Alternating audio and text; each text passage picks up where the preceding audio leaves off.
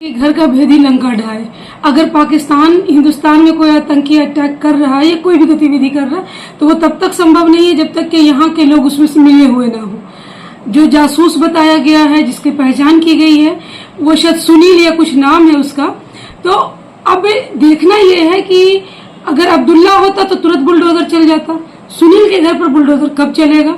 और हमारे घर को तबाह करने वाला जब यूपी से निकला है तो बाबा क्या कर रहे हैं?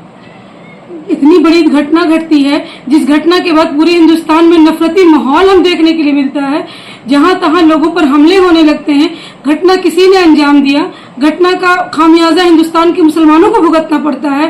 फेसबुक पर खुलेआम हमें गालियां दी जाती हैं, जबकि उस घटना से हिंदुस्तान के मुसलमानों का कोई लेना देना नहीं है।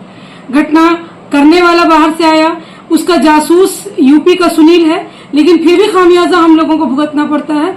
तो अब देखना यह कि बुलडोजर कब उसके घर पर चलेगा।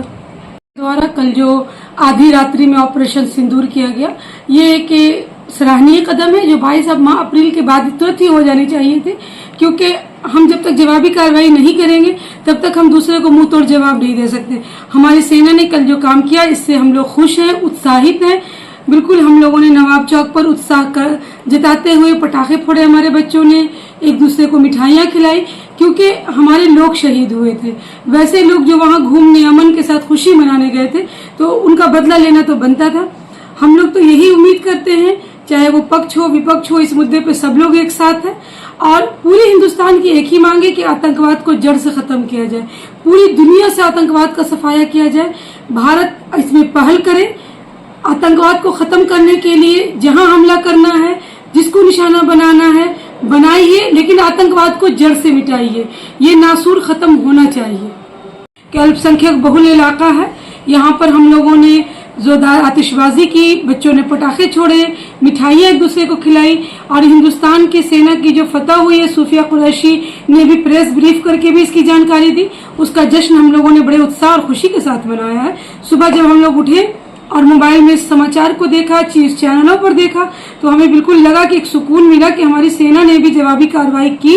हमारे जो बेगुनाह नौजवान बच्चे शहीद हुए थे उनका बदला लिया गया, इससे बहुत खुशी है हमारे अंदर। क्या नाम है आपका? डॉक्टर शगुफ्ता ताजवर, वार्ड पार्षद, वार्ड नंबर 35, नगर निगम बेगूसराय। पहली बात तो कि आपके चैनल से बिलखुसूस बेगूसराय के आवाम को से अपील करना चाहेंगे, जो भारत सरकार का जो निर्देश आया हुआ है ब्लैक आउट का, उसको फुल समर्थन दीजिए। उसको ज़्यादा से ज़्यादा लोगों में ये बात फैलाइए कि आप जो है 7 बजे से 7:10 तक मुकम्मल लाइट को ऑफ कर दे और अपने अपने घरों में इत्मीनान से रहें। दुकान है तो दुकान में इत्मीनान से बैठे रहें, किसी तरह का कोई अफवाह नहीं करें और जिला प्रशासन का मुकम्मल ताउन दें।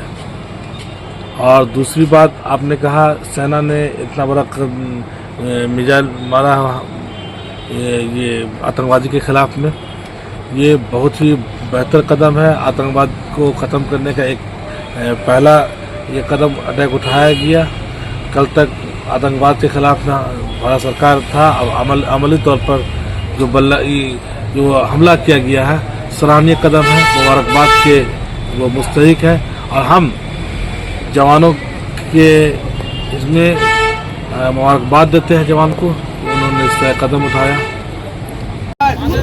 पाकिस्तान पाकिस्तान आतंकवाद खत्म करो, खत्म करो, खत्म करो, आतंकवाद खत्म करो, खत्म करो।